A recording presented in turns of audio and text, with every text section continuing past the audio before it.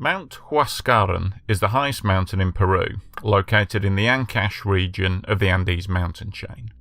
It's an impressive mountain, with massive twin peaks rising to a height of 22,205 feet above sea level. The region around Huascaran, Callejón de Huelas, is an incredibly scenic area, filled with smaller snow-capped mountains, beautiful crystal blue lakes, and lush green valleys. Nicknamed the Switzerland of Peru, it's popular with tourists and climbers alike, but it's also home to many thousands of indigenous people living in the small towns and villages which cluster in the lush valleys below the mountains. However, as we shall see, this seemingly idyllic landscape has its own set of hazards, and when they happen, the resulting disasters are of almost biblical proportions. For example, in 1962, part of the upper ice slope of the north peak of Huascaran, a zone known as Glacier 511, broke loose, and thousands of tons of ice and rock crashed down into the Rio Huanguanco Valley. The result was instant devastation. With almost no time to react or flee, whole villages were flattened as the debris hurtled down the valley, crushing and burying anything in its path.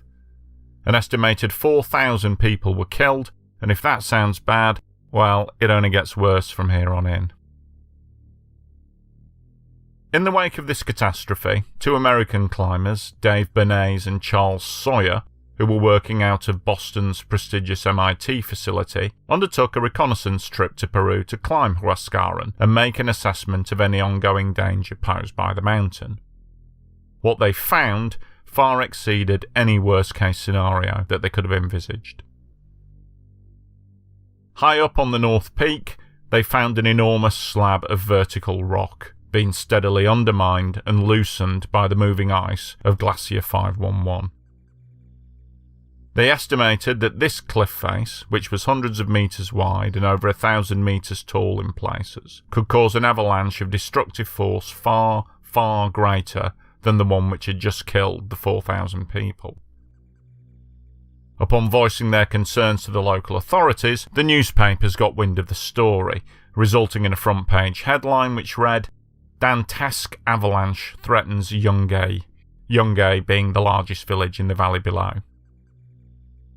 This alarming headline did not go down well with the Peruvian authorities. The two climbers were ordered to retract the claim and keep quiet, and anyone found publicly discussing the threat were warned that they would be prosecuted for disrupting public tranquility.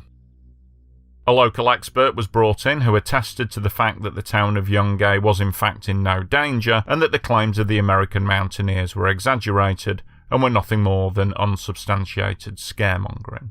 Threatened with arrest and a stint in jail, Bernays and Sawyer quickly packed their bags and left Peru. The warning had been given, but it seemed that nobody wanted to listen.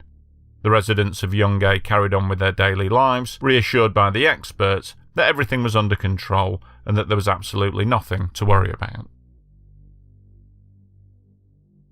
Fast forward 8 years to Sunday, May the 31st, 1970. Peru is a nation of avid football fans, and by 3 p.m. many people were at home or in the local bars watching the opening game of the 1970 Football World Cup. However, the excitement was interrupted at 3:23 p.m. by the first tremors of an earthquake. Now, the epicenter of the quake was actually located about 20 miles off the coast of Peru, deep undersea, but with an intensity of over 8 on the Richter scale, the effects were felt over a 300-mile strip of coastline and many miles inland as well. In the Peruvian capital Lima, crowds at the Monterrichi Hippodrome ran out onto the track in panic as the first tremors struck.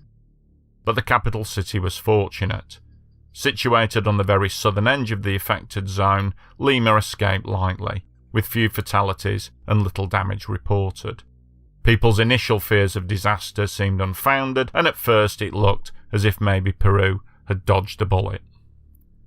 However, the quake had, in fact, affected an area of land greater than that of the total size of Holland and Belgium combined. In other parts of the country, it was a completely different story. Peru had definitely not dodged the bullet. Slowly and steadily, reports began to filter through to the authorities in Lima.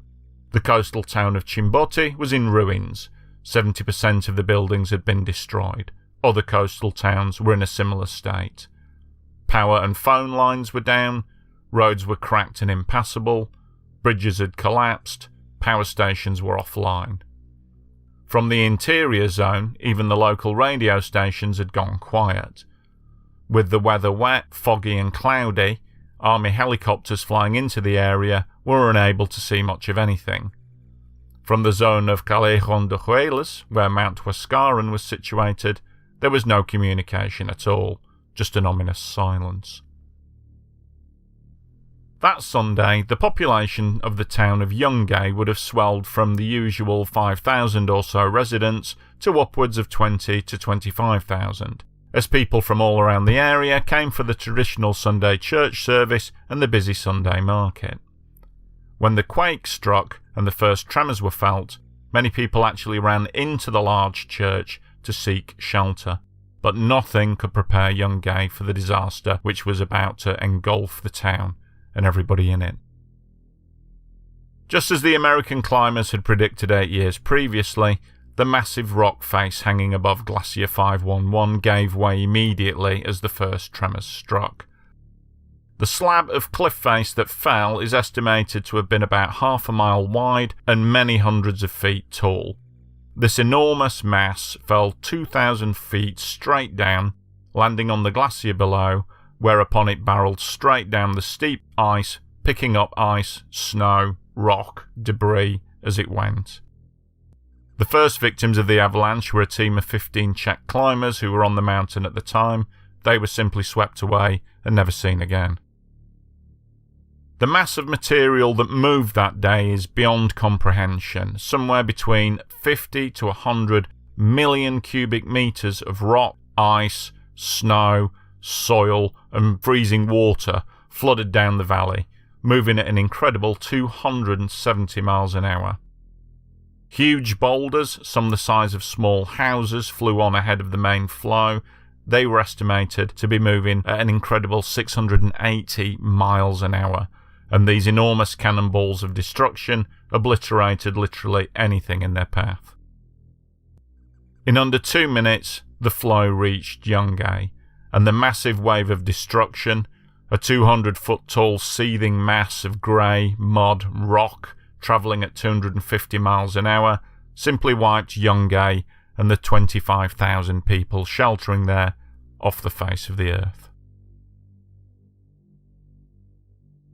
Photos taken in the aftermath show a featureless flat plain where the picturesque little town once stood. The only indication that anything once existed there were the tops of the 4 palm trees which flanked the town square, and the rear end of a bus which was left sticking up out of the mud. The rest of the area around looks as barren and as bare as the surface of the moon. Ironically, just about the only structure of Yungay which survived was the town's cemetery. It had been built on the top of an old Incan burial mound and thus escaped the full wrath of the debris flow. The statue of Christ, his arms outstretched, now gazed down over a scene of morbid desolation. From an estimated 22 to 25,000 people, there were around only 350 survivors. A high proportion of these were children.